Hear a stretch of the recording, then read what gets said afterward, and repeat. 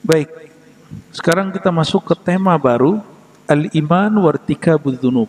Iman dan statusnya apabila seseorang melakukan dosa. Ada di antara kita yang nggak berdosa? Ada yang nggak dosa? Maka ini salah satu materi wajib dalam ilmu akidah. Salah satu materi yang boleh disebut urgen sekali dibahas dalam bab akidah. Ya. Sebelumnya mari kita bacakan Al-Fatihah untuk diri kita masing-masing, untuk guru-guru, orang tua, sahabat-sahabat, para pejuang-pejuang Islam dimanapun berada di negeri ini, wabil khusus di negeri yang sedang konflik, di negeri Palestina, Sudan, Suriah, Yaman dan banyak tempat, ya, cuma kurang diekspos. Mari kita bacakan surah Al-Fatihah. A'udzubillahi Alhamdulillahirabbil alamin. Iyyaka na'budu wa iyyaka nasta'in. صراط الذين أنعمت عليهم غير المغضوب عليهم ولا الضالين.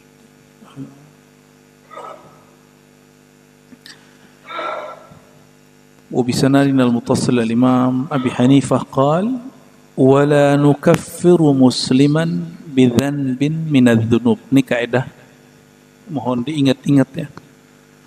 Wala nukaffiru, kita tidak menilai kafir musliman, seorang muslim, bidzanbin, bi di situ bi li ta'lil atau bi sababiyah, karena, ya, pasnya bi sababiyah, karena zanbin, karena suatu dosa daripada dosa-dosa yang ada. Meninggalkan sholat dosa enggak? Dosa? Oke, ada seorang muslim meninggalkan sholat? Pagi ini ada minum khamar, minum tua, haram nggak? Ya, tapi ada yang minum. Korupsi haram nggak? Haram. Kok pada doyan? Dan muslim, karena negeri kita negeri muslim, maka yang korupsi di sini muslim.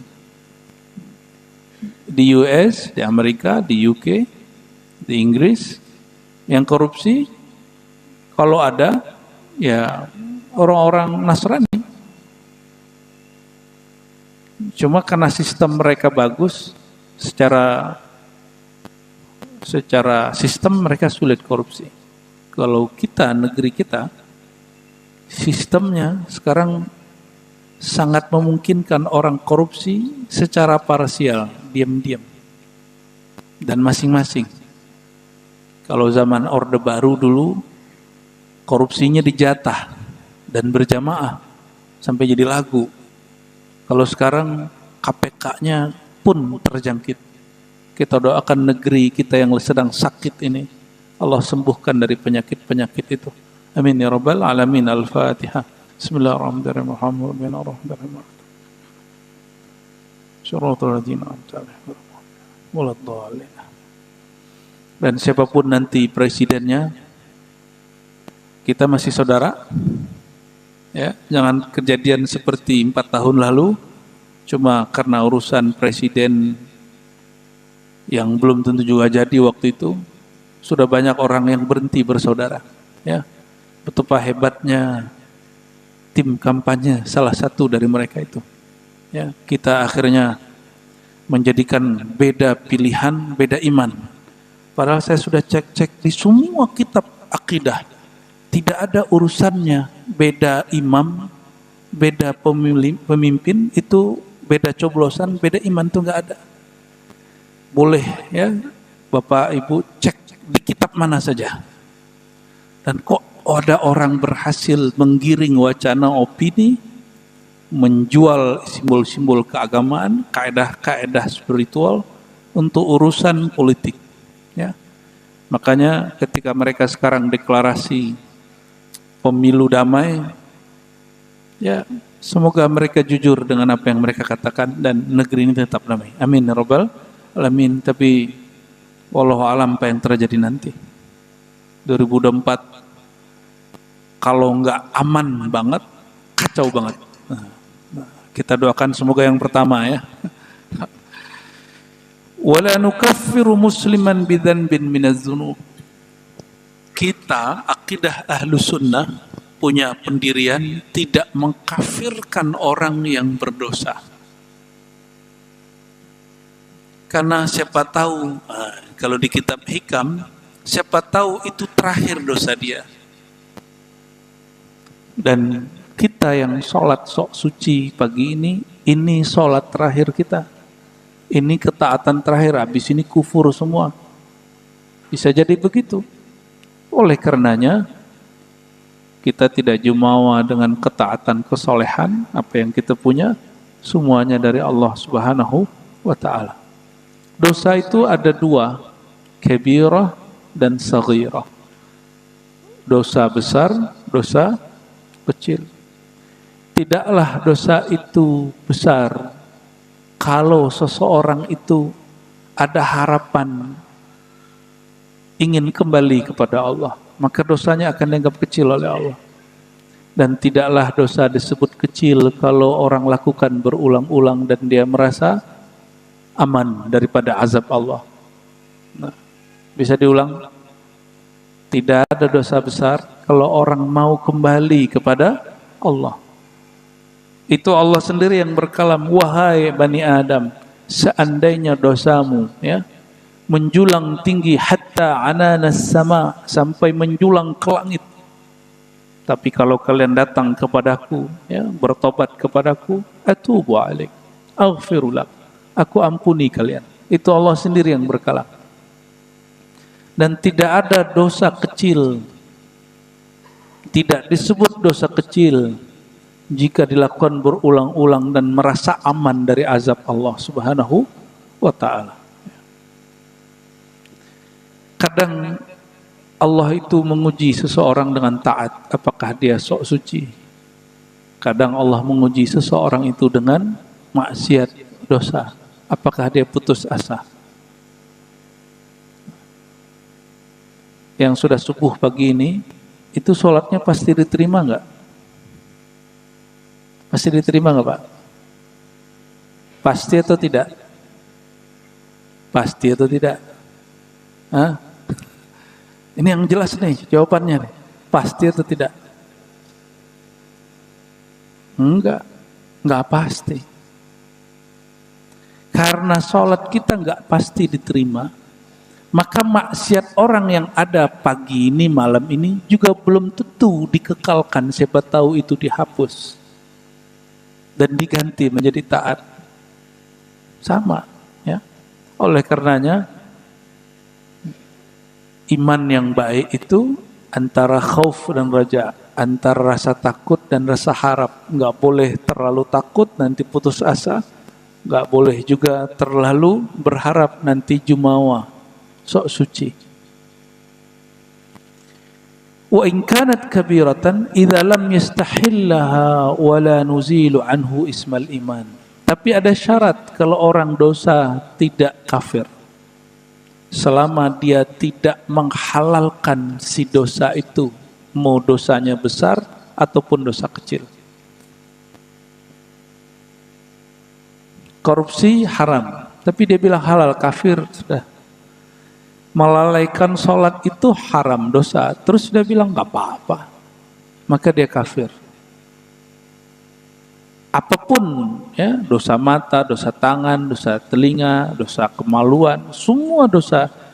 Jika dosa aja, anggap itu dosa, nggak usah dikatakan ini tidak dosa. Nah, akui sebagai dosa, maka orang itu tidak kafir. Nah, ini Ahlus Sunnah wal Jamaah. Bagaimana di luar Ahlus Sunnah? Di luar Ahlus Sunnah ada kelompok namanya Khawarij, Mu'tazilah, ini hampir sama dalam bab ini.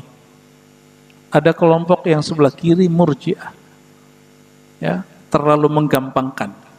Jadi ada yang kenceng, dua aliran. Nih tolong diingat, Khawarij ini yang kemudian menjadi spiritnya kelompok teroris. Jadi kenapa kelompok teroris membom masjid membom orang Maulid di Pakistan, di Bangladesh, bahkan di Mesir ya, sebelum pandemi di Mesir, bahkan Irak dan Suriah itu konflik sampai hari ini, tapi sudah jarang diekspos, masih ngebom ya. Padahal yang dibunuh, yang dilawan, yang dibom sesama Muslim, itu karena persoalan ini. Kelompok Khawarij, apapun namanya hari ini, namanya bisa berubah. Mereka mengkafirkan orang Islam yang berbeda faham dengan dia dan melakukan sesuatu yang dianggap tidak benar menurut aliran dia. Itu namanya Khawarij. Walaupun sekarang namanya udah berubah. Khawarij itu namanya dalam ilmu akidah. Kelompok yang keluar dari mayoritas Ahlus Sunnah wal Jamaah. Contoh. Di sini ada maulid, Pak. Ada maulid sini. Bener. Serius nih masjid ada maulid. Gak takut disesatkan orang? Wah, keren buat pengurusnya. Maulid Nabi SAW bagi mayoritas ahlu sunnah itu cinta Nabi SAW. Tapi bagi kelompok takfiri, pengkafir, maulid itu disebut sama dengan merayakan Natal. Maka dia dosa besar. Apa kelompoknya? Ya. Ternyata kelompoknya yang kita impor sering dari Saudi. Ternyata Saudi pun sudah membuang kelompok ini.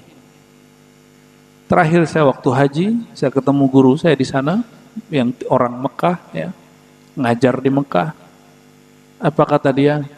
Kelompok ini, kelompok takfiri ini, pengkafir ini sudah dibuang oleh Muhammad bin Salman, maka mereka benci dengan Muhammad bin Salman. Mereka buat pencitraan buruk terhadap MBS. Saya nggak paham maksud dia. Terus dia ngomong ujungnya apa? Sekarang kelompok takfiriyah pengkafir ini sudah pindah ke negeri kamu, dia ngomong gitu. Itu yang saya khawatirkan, Pak. Itu yang saya khawatirkan. Kelompok takfiri ini sudah masuk ke negeri kita dan mereka menguasai sosial media. Cuma nanti karena beda faham dalam pergerakan, dalam bab syiar-syiar keagamaan, kita nanti dituduh kafir.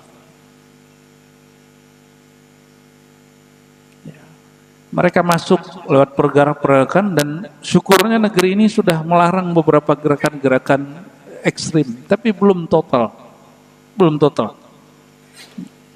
Masih ada gerakan yang dibiarkan. Ya.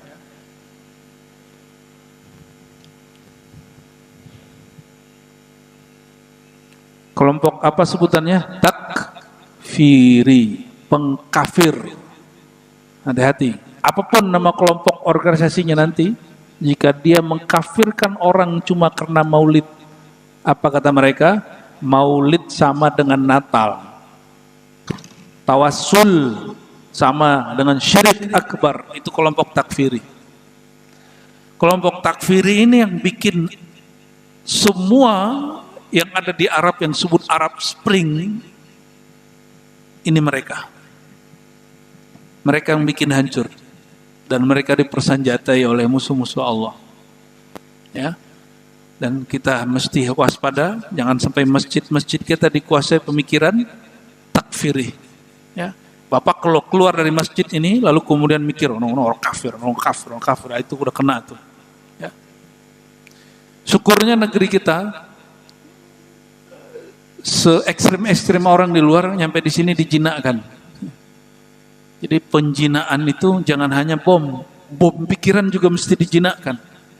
Apapun alirannya nanti Pak, mau sekolah di mana ustadznya yang ngisi di sini, tolong diseleksi. Ya, saya juga nggak tahu tahun depan masih bisa ngisi atau tidak. Tapi harapan saya itu, jangan sampai orang-orang takfiriyah, pengkafir umat Muhammad SAW itu diberikan panggung di majelis-majelis mulia. Ya. Kenapa? Karena dari mereka lah, corong-corong mereka itulah muncul nanti anak-anak muda, orang-orang yang soleh secara zahir, tapi batin mereka diisi dengan kebencian. Nauzubillah min dzalik. Ya. Nah, kabar buruk yang kemarin yang saya dengar ya waktu haji itu cuma terobati. Karena sang guru ngomong gini kepada saya, apakah beliau lagi ekstase atau sedang sadar? Apa kata dia? Al-wali al-kutub al-ghaus fi baladikum. Pemimpin para aulia sekarang berada di negeri kalian. Itu ngomongan beliau. Itu langsung yang tadinya kita gelisah, langsung kayak dapat air hujan dari langit, rasanya sejuk lagi. Oh, berarti Allah itu jika ingin kasih hadiah buat satu umat, satu negeri, diberi ujian juga besar di sana. Jadi tentara Dajjalnya juga kenceng Pak di sini, karena wali besarnya juga banyak muncul dari negeri ini ya. Semoga kabar itu bisa kita pahami dengan baik. Nah, saya tidak berani menyebutkan nama guru saya itu, karena juga mungkin tidak baik untuk beliau. Jadi kelompok takfiri dulu namanya Khawarij. Apa kata mereka? Orang yang beda faham sedikit saja atau melakukan perbuatan yang berbeda dalam furu' sedikit saja, maka mereka keluar dari manhaj kita. Dan Bapak tahu atau tidak, ISIS, masih ingat ISIS? ISIS yang sudah membunuh ya, puluhan ribu orang Islam, sesama Muslim. Itu yang mereka bunuh ulama, orang Islam, baik di Irak ataupun di Suriah. Urusannya apa? Mereka mengklaim orang-orang yang dibunuh itu semuanya terjebak kepada syirik. Cuma karena masalah tawasul dan maulid tadi. Dan tidak mau ikut khilafah boneka yang mereka buat. Dan orang Indonesia ada beberapa yang datang Pak ke sana, ingin ikut daulah Islamiyah versi ISIS. Nyampe di sana stres. Nyampe di sana malah beberapa perempuannya jadi budak seks. Nauzubillah min dzalik. Dijadiin budak. Nauzubillah min dzalik ya. Dikira gampang bikin daulah Islamiyah. Bikin daulah Islamiyah akhir zaman tidak boleh atas nama kebencian. Karena Nabi SAW mengatakan itu manhajnya ala minhajin nubuwah. Manhaj kenabian itu mereka sabar. Coba perhatikan. Nabi SAW untuk menyelamatkan umat yang mayoritas baru berjuang, baru mau besar, tahun ke-6 Hijriah, itu jumlah umat Islam baru agak mau besar. Nyampe di Hudaybiyah, dilarang masuk Mekah, padahal itu 10 kilo, 15 kilo udah nyampe di Masjidil Haram. Dilarang masuk. Dan secara MOU, egonya orang Islam diinjak. Nama Nabi dihapus, Muhammad Rasulullah diganti Muhammad bin Abdullah, dan dilarang masuk sekian tahun. Tapi Nabi ngalah. Kenapa? Tidak semua ngalah itu kalah. Tidak semua orang yang mengalah itu kalah. Nabi cari time yang pas untuk berjuang, untuk menyerang. Dan ternyata masuk Mekah tidak perlu menumpahkan darah, kecuali orang-orang yang melanggar kaidah. Nggak nyampe 20 orang yang meninggal. Itu orang-orang yang melanggar kesepakatan. Begitu sabarnya baginda Nabi Muhammad SAW. Itu mereka Pak, ada 1000-an orang sudah bawa senjata semua.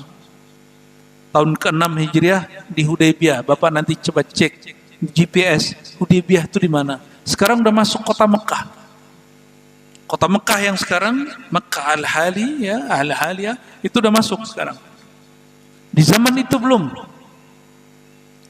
Nabi tinggal keluarkan pedangnya, katakan bunuh kafir Quraisy, mati itu kafir Quraisy. Tapi efeknya nanti serangan baliknya. Ini yang Nabi wanti-wanti. Maka beliau betul-betul hati-hati. Betul hati-hati. Jadi tidak semua kelompok yang benar itu mesti menang di awal. Mesti dia sabar-sabar. Itu yang disebut al-khilafah ala minhajin nubuwah. kekhalifahan yang dibangun berdasarkan prinsip-prinsip nubuat. Nubuat itu turunnya ke dalam ruh. Salah satu sifatnya ruh itu adalah sabar. Itu sifatnya ruh. Nah, orang-orang pergerakan berjuang hari ini nggak sabaran. Nggak sabaran. Efeknya umat Islam juga ya banyak yang korban. Ya. Habis itu tetap aja dianggap salah. Ya. Wa in kanat kabiratan idza lam yastahillaha wa la nuzilu anhu ismal iman. Kelompok Khawarij itu punya kaidah melakukan satu dosa walaupun kecil kafir. Lain dengan kelompok Mu'tazilah. Mu'tazilah ini pernah berkuasa hampir 20 tahun di masa Bani Abbasiyah. Perhatikan, itu masa kekhalifahan.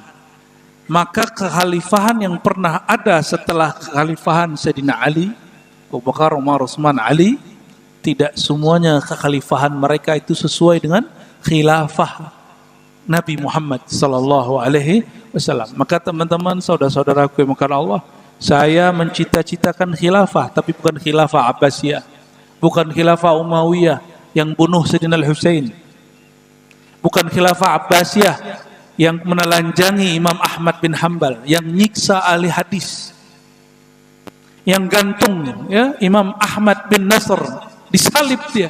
Disalib gak diangkat-angkat 5 tahun, Pak.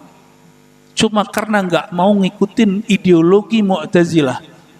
Yang gak penting pembahasannya beberapa bulan yang lalu, apakah Quran makhluk atau tidak. Itu karena dia bilang Al-Quran tidak makhluk, sedangkan Mu'tazilah bilang Quran makhluk, digantung dia.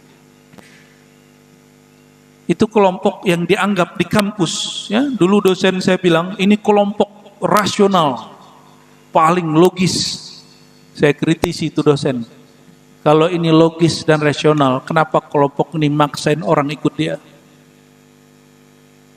Ya, itulah kritik saya kepada penganjur Mu'tazilah di UIN. Di semua kampus Islam, ya, dimulai dari dulu Profesor Harun Nasution dan murid-muridnya sampai hari ini yang mengagumi Mu'tazilah, tapi tidak membaca dari buku Mu'tazilah itu sendiri. Ya, saya 7 tahun mengajar ilmu akidah di kampus UIN dan saya keluar. Ya, itu kitab Mu'tazilah saya ajarkan terbuka di kampus. Judulnya Syarah Usulul Khamsah. Setebal ini, Pak. Salah satu doktrin Mu'tazilah yang diagung-agungkan ajaran rasional, ajaran logis oleh para penganjur-penganjurnya di kampus, apa? Mu'tazilah itu kelompok yang mendahulukan akal daripada kitab suci. Bagi saya nggak kagum. Kenapa? Bukan itu. Bahayanya Mu'tazilah, apa kata mereka? Seseorang kalau dia mukmin lalu dia melakukan dosa, nih perhatikan, mukmin melakukan dosa, maka dia tidak lagi mukmin tapi juga belum kafir. Mukmin tidak, kafir belum. Paham maksudnya? Posisi ini disebut dengan status antara dua status. Status itu bahasa Arab manzilah. Bainal manzilatain, antara dua status, antara kafir dan mukmin. Tapi dia bukan mukmin lagi, bukan juga kafir, antara itu. Itu yang disebut antara kafir dan mukmin, posisi antara iman dan kufur. Bukan antara surga dan neraka, itu nggak ada. Ya, Mu'tazilah keyakinannya begitu. Coba saya perhatiin lagi. Kelompok yang dianggap paling maju intelektualnya di zaman itu, yang dikagumi di kampus-kampus Islam, kelompok yang mengatakan orang yang melakukan maksiat tidak mukmin, tapi juga bukan kafir, tapi disebut dengan fasik, dan mereka khalidan mukhalladan finnar, kekal di dalam neraka. Itu yang dikatakan Mu'tazilah. Coba perhatiin, bandingkan dengan kelompok takfiri tadi, kelompok Khawarij. Apa kata kelompok Khawarij? pelaku maksiat, pelaku dosa, mereka kafir dan kekal di neraka. Kalau kelompok Mu'tazilah, pelaku maksiat tidak kafir, tidak mukmin, juga kekal di neraka karena mereka fasik. Sama-sama ekstrim nggak? Cuma beda dalam status. Maka wallahi saya bilang kepada mahasiswa dan dosen-dosen senior, saya bukan penganjur Mu'tazilah karena kelompok ini berbahaya. Jadi benarlah ketika kemudian Imam Abul Hasan Al-Asy'ari mengkritisi ayah tirinya, namanya Abu Ali Al-Jubai. Jadi ibu dia meninggal ayahnya, menikah dengan Abu Ali Al-Jubai yang mengatakan kafir, tidak kafir tapi tidak mukmin, pelaku maksiat. Dikritisi sama dia dan kalah debat. Anak tiri mengalahkan debat ayah tirinya. Anak tiri ini bernama Imam Abul Hasan Al-Asy'ari. Maka bernamalah waktu itu kelompok yang mengalahkan Mu'tazilah itu Ahlus Sunnah, jalur Imam Abul Hasan Al-Asy'ari. Disebutlah Asy'ariyah. Siapa guru Imam Asy'ari? Ada beberapa senior kita dari kalangan Nahdiyin itu kurang pas menyebutkan sanad Imam Asy'ari. Dia menyebutkan silsilah Asy'ari ke Mu'tazilah, itu kurang pas. Ya mungkin hafalannya mungkin lupa, salah hafalan gitu. Tidak mengurangi hormat saya kepada beliau, ya, tapi ini tidak benar. Imam Asy'ari berguru kepada Imam Zakaria As-Saji. Zakaria As-Saji berguru kepada murid-murid Imam Syafi'i. Ya, ada Al-Qarabisi, ada Ahmad bin Hanbal, dan ada Imam Rabi' dan lain-lain. Mereka ini mengambil ilmu daripada Imam Syafi'i. Maka akidah Imam Asy'ari itu juga akidah Imam Syafi'i. Jadi kalau ada orang bilang, ente ini mazhab Syafi'i, kok nggak akidah Syafi'i? Nggak connect dia. Imam Syafi'i dikenal imam fiqih mazhab, tidak dikenal sebagai imam akidah. Tapi ajaran akidah beliau dipopulerkan oleh Imam Abul Hasan Al-Asy'ari, disebutlah akidah Asy'ariyah. Imam Asy'ari lahirnya diperkirakan 250-an atau 260, tapi nggak lebih. Berarti 40 tahun umurnya itu di zaman salafus soleh, dan beliau wafat tahun 324 Hijriah. Di Mesir ada Imam Ahlu Sunnah, bukunya sudah saya terjemahkan dan kita beri ulasan pendek di depan, kita jadiin bahan daurah. Aqidah Thahawi, Imam Abu Ja'far Thahawi, imam yang meriwayatkan kitab Fiqhul Akbar tapi dia ringkas. Nama akidahnya Aqidah Thahawiyah. Tapi nggak masyhur. Kenapa? Karena beliau lebih dikenal sebagai ahli hadis daripada ahli akidah. Apa alasan lainnya? Yang sering berdebat dengan kelompok-kelompok menyimpang Imam Asy'ari, bukan Imam Thahawi. Ada satu lagi yang saya pernah ziarah di Uzbek, yaitu di Samarkand, Imam Abu Mansur Al-Maturidi. Imam ini sering berdebat dengan kelompok Mu'tazilah tadi, sehingga semua persoalan Mu'tazilah dia jawab di bukunya. Ya. Nah, karya-karya mereka, alhamdulillah selama lebih dari 15 tahun, saya mengkaji dan mengajarkannya kepada kawan-kawan, ya, santri-santri, mahasiswa. Nah, untuk masjid ini persembahan saya, hadiah saya untuk jamaah, salah satu kitab akidah tertua, yaitu Al-Fiqhul Akbar. Ini Imam Abu Hanifah, wafat 150, coba perhatikan, wafat 150. Pewarisnya Imam Thahawi. Kemudian di Uzbek, Imam Abu Mansur Al-Maturidi, wafatnya 333. Dan isi ajarannya sama dengan Asy'ari, 324. Mereka jaraknya hampir 2 abad, tapi akidahnya sama. Cuma beda dalam beberapa ibarat. Ini tanda bahwa ajaran mereka ajaran salafus saleh. Maka hemat kami yang disebut as-salaf itu ya Imam Asy'ari itu, Imam Maturidi, Imam Thahawi. 3 imam inilah akidah yang dikembangkan dari imam yang 4. Abu Hanifah, Hanafi, Malik, Syafi'i, Ahmad bin Hanbal, ya. Dan ini yang paling populer, Bapak Ibu Saudara yang dimuliakan Allah, bahwa kita Ahlus Sunnah wal Jamaah tidak mengkafirkan orang meskipun mereka melakukan dosa besar dengan syarat satu, tidak menghalalkan dosa itu. Tapi contoh, ada orang nggak sholat terus dia ngomong gini, ngapain sholat?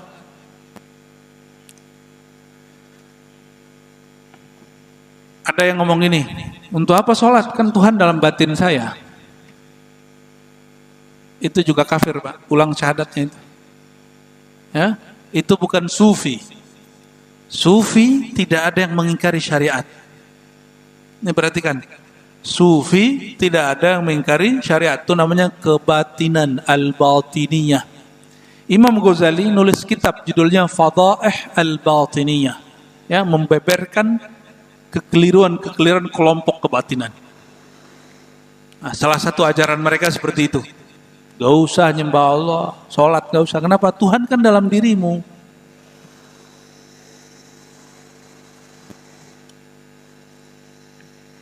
Namun sayang sekali orang-orang yang tidak faham menganggap itulah ajaran tasawuf. Dan orang-orang yang anti tasawuf, mungkin juga ada yang ngajar di masjid ini, mengira tasawuf itu begitu. Ya, di masjid kan masjid bersama saya lihat ya, kelompok yang ngajar banyak sekali. Tapi saya yakin pengurus aslinya Ahlus Sunnah wal Jamaah. Cuma jamaah kan macam-macam, Pak, ya. Bagus ya, ada juga kelompok yang beda faham ngajar di sini. Cuma hati-hati aja ya, hati-hati aja. Nanti masjidnya bisa hilang, Pak, dalam tanda kutip. Wala nuzilu anhu ismal iman wa nusammihi mu'minan haqiqatan. Pelaku maksiat selama tidak mengatakan maksiat itu boleh, dia mukmin secara hakiki. Ingat, wa nusammihi mu'minan haqiqatan, dia mukmin secara hakiki. Dia mukmin. Kenapa? Kita jujur aja sama diri kita sendiri. Kemarin mungkin hari ini belum maksiat secara zahir, batinnya sudah maksiat belum? Pagi ini sudah ngeremehin orang belum? Sudah mandang rendah batin orang belum? Kalau iya, kolbunya sudah maksiat. Mungkin bukan itu yang dimaksud. Oke, kemarin seharian matanya maksiat gak? Melihat aurat itu maksiat atau tidak, Pak? Jangan bilang saking biasanya itu halal. Cukup katakan ini haram, tapi gimana lagi mataku sudah biasa gitu. Nah, itu enggak, masih mukmin dia. Cuma fihi fisq, ya, di dalam dirinya ada kefasikan. Tetapi bagi ahlu sunnah, orang fasik itu mukmin. Bagi Mu'tazilah, fasik itu tidak mukmin, tidak kafir. Ini kelompok Mu'tazilah. Mau jadi kelompok Mu'tazilah, Pak? Gak mau ya? Ini hati-hati, ini banyak dosen di UIN, di IAIN, keliru karena mereka nggak membaca langsung kitab-kitabnya Mu'tazilah dan tidak talaqi akidah Ahlussunnah. Cuma dari bab diskusi. Akidah terus ditalakikan, diterima dari mulut ke mulut, pikiran ke pikiran, kolbu ke kolbu. Baru nyambung. Ya.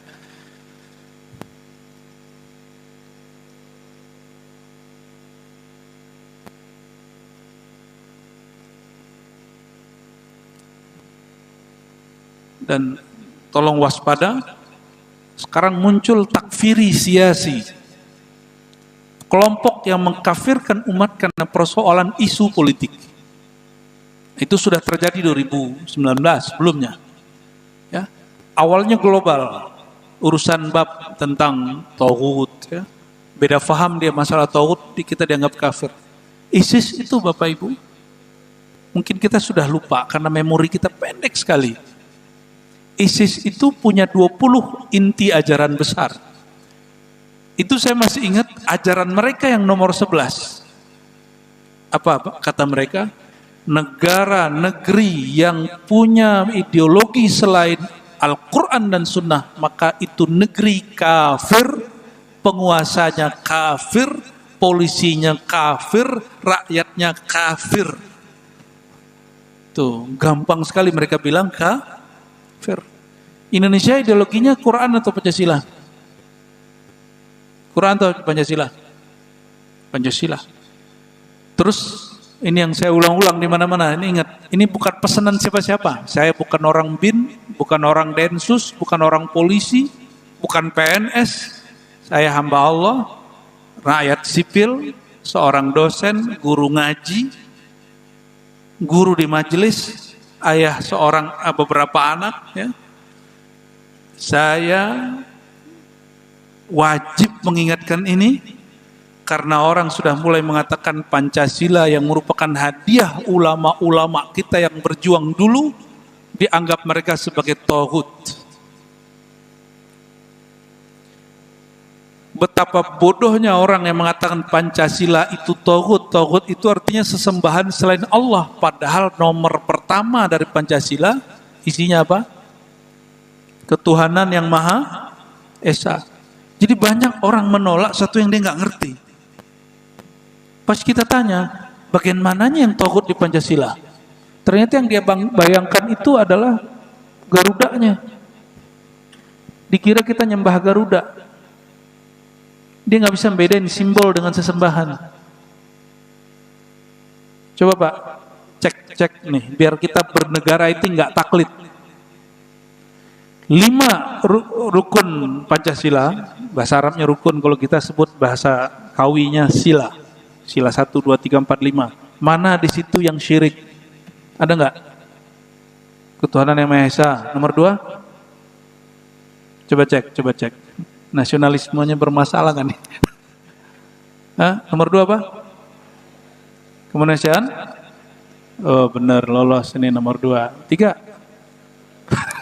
Persatuan. Persatuan itu Qur'annya innamal mu'minuna ikhwah. Manusia beriman itu bersaudara. Nomor 4. Ini Pak kayaknya banyak salah nih. Ya lagi. Di situ ada 2 unsur, 1 kerakyatan, 2 musyawarah, dan dua-duanya istilah orang Islam. Kerakyatan ketemu nggak Pak di kitab selain kitab orang Islam? Rakyat, ra'iyah, ketemunya di hadis apa di hadas? Musyawarah wa amruhum syura bainahum, ketemunya di Quran atau di kitab selain Quran? Kemanusiaan insaniyah, adil, ada nggak di kitab selain kitab Quran? Nggak ada. Qul huwallahu ahad, Allah Maha Esa, ketuhanan Maha Esa, sama aja toh. Nomor 5 apa? Keadilan sosial. Ya dulu. Bersikap adillah kamu, itu dekat kepada ketakwaan. Itu semua istilah keadilan. Itu bukan bahasa Sanskerta, bukan bahasa orang India, itu bukan. Itu bahasa Islam semua. Oleh karena itu, syukuri negeri ini, Allah tambahkan nikmat kedamaian, kesejahteraan. Kita nggak akan sanggup membendung itu semua. Tapi ya, ini saya kabarkan Pak Pengurus, jangan GR ya. Masjid yang saya masih pertahankan pengajiannya selama sebulan itu cuma 3 masjid komplek. Saya tinggal di Depok bagian sono, sama ini, Amantar, yang waktu duha jam 8.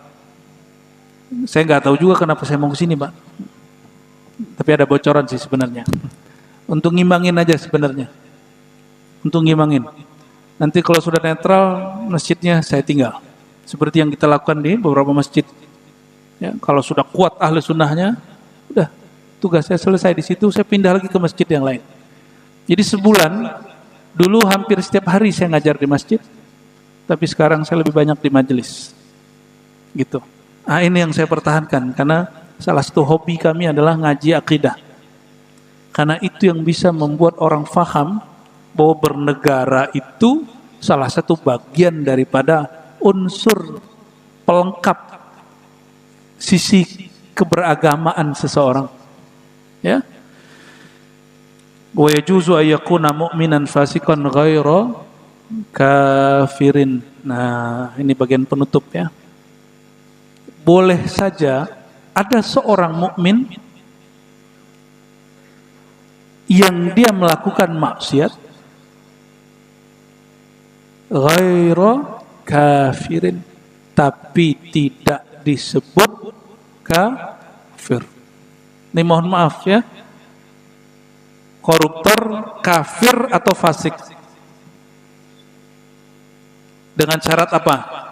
Dia tidak menghalalkan korupsi. Jadi jika ada wakil rakyat, pejabat menghalalkan korupsi, kafir. Tapi coba tanya, mereka nggak akan menghalalkan, ya. Cuma eman aja katanya kalau dibiarin. Pengen, itulah yang kita lihat ya. Yang korupsi itu orang kaya apa orang miskin, Mbak? Orang punya jabatan atau nggak punya jabatan? Berarti emang korupsi itu bukan yang dilakukan orang-orang miskin, orang-orang kaya dan punya jabatan. Nah, berdasarkan ini Bapak Ibu saudara-saudariku mukana Allah, salah satu ajaran rahmatan lil alamin yang diajarkan oleh baginda Nabi Muhammad SAW, yang kemudian ajaran beliau diturunkan, diriwayatkan para ulama menjadi ajaran Ahlus Sunnah, yang merupakan ajaran wasatiyah, ajaran moderat. Apa itu? Tidak mengkafirkan seorang mukmin karena dosa jika mereka tidak menghalalkan dosa itu, ya, dan menyebut mereka fasik, tetapi fasik dalam istilah kita berbeda dengan fasik menurut kelompok Mu'tazilah. Ahlus Sunnah menganggap fasik ini masih mukmin yang berlaku dosa, karena tidak ada seorang mukmin pun kecuali dia punya dosa. Selain Nabi SAW pasti punya dosa. Saya yakin hari ini Bapak Ibu sudah ada yang berniat mau dosa, ya. Itu dosa tapi tidak bikin kafir, ya. Maka ke depan jika ada orang-orang mengkafirkan sama muslim karena urusan politik, urusan beda faham, beda amalan, tolong hati-hati, itu kelompok-kelompok takfiri. Dan jangan sampai ada mu'alim pengajar di masjid ini kelompok yang cenderung ke kelompok itu, ya. Jika ada, kalau dia mungkin dicurigai, tapi cek aja. Saya yakin ketika mereka sudah nyampe di Indonesia, insya Allah mereka moderat, ya. Semoga Allah Ta'ala jadikan masjid ini salah satu masjid yang memperjuangkan ajaran Ahlus Sunnah wal Jamaah, masjid yang mengajarkan ajaran wasatiyah moderat yang disebut oleh para ulama ajaran rahmatan lil alamin, membawa rahmat bagi alam semesta. Untuk negeri ini, untuk ulama-ulama yang berjuang untuk negeri ini, untuk guru-guru kita, para kiai, para masyaikh, para habaib, para pendiri masjid ini, para pengurus, para imam, para jamaah, kita kirimkan hadiah doa, dan doa terbaik adalah alhamdulillah, dan alhamdulillah adalah surah Al-Fatihah. Ila arwahim al-mazkur asmahum al-Fatihah. Bismillahirrahmanirrahim. Iyyaka na'budu wa iyyaka nasta'in. Shiratal mustaqim. Shiratal ladzina ghairil maghdubi 'alaihim waladdallin. Amin. Na'udzubillahi minaz Bismillahirrahmanirrahim. Allahumma rahmanir rahim ya karim ya azim. Shalli ala nabiyyina Muhammad. Allahumma ya Allah, meskipun amal kami sedikit, fa'azimha indaka ya Allah, mohon engkau besarkan dengan kebesaran engkau ya Allah. Allahumma salli wa sallim wa barik ala nabiyyina Muhammad. Ya Allah, sampaikan, limpahkanlah salawat dan salam kepada ruhaniah baginda Nabi Muhammad sallallahu alaihi wasallam. Allahumma bika asbahna wa bika amsayna. Ya Allah, kami memasuki waktu pagi ini dengan izin dan rahmat dari engkau, dan kami nanti memasuki waktu sore juga dengan rahmat dan izin engkau. Maka ya Allah, jangan lepaskan kami dari rahmat engkau, jangan lepaskan kami dari kasih sayang engkau. Allahumma arhamna bitarkil ma'asi. Ya Allah, mohon limpahkan kasih sayang engkau kepada kami dengan cara jauhkanlah kami dari kemaksiatan, jauhkan kami daripada khilafan, dan seandainya kami pernah khilaf ya Allah, pernah salah ya Allah, mohon Jangan Engkau tutup pintu rahmat-Mu dari kami. Gerakkan hati kami untuk segera kembali ke hadirat-Mu. Allahumma ya muqallibal qulub, wahai yang mengubah isi hati kami, karakter buruk kami, ubahlah hati kami yang keras menjadi lembut, yang pemarah menjadi penyabar, yang tidak tulus menjadi ikhlas. Allahumma ya Allah, ubahlah sifat-sifat buruk kami, yang tadinya suka merendahkan orang menjadi menghormati orang lain, yang tadinya suka berprasangka buruk sangka menjadi berbaik sangka, yang tadinya suka menghujat, mencaci maki, membuli, menjadi suka memuji. Allahumma ya Rahman Rahim ya Karim ya Azim ya Karim ya Karim, akrimna bitahqiqi sifatika wa asma'ika al-la'iqah bina. Ya Allah, izinkan kami meniru sifat-sifat Engkau yang pantas kami tiru, sifat karimmu, sifat pemurahmu, sifat tidak pendendammu, sifat penyayangmu. Allahumma imla' qulubana birahmatik. Ya Allah, izinkan kalbu kami, pikiran kami, jiwa kami dipenuhi oleh kasih sayang, sehingga kata-kata kami menjadi kata-kata yang penuh kasih sayang, pikiran kami berisikan kasih sayang, sikap kami membuktikan kasih sayang. Allahumma rabbana atina fid dunya hasanah wa fil akhirati hasanah wa qina adzabannar. Ya Allah, kami memohon kebaikan di dunia dan di akhirat. Di dunia dengan mengenal Engkau, mati husnul khatimah. Di akhirat bertemu baginda Rasulullah SAW, diizinkan memandang wajah Engkau yang mulia. Amin rabbal alamin. Subhana rabbika rabbil izzati amma yasifun, wa salamun alal mursalin, walhamdulillahi rabbil alamin. Subhanakallahumma wa bihamdika asyhadu an la ilaha illa anta astaghfiruka wa atubu ilaik.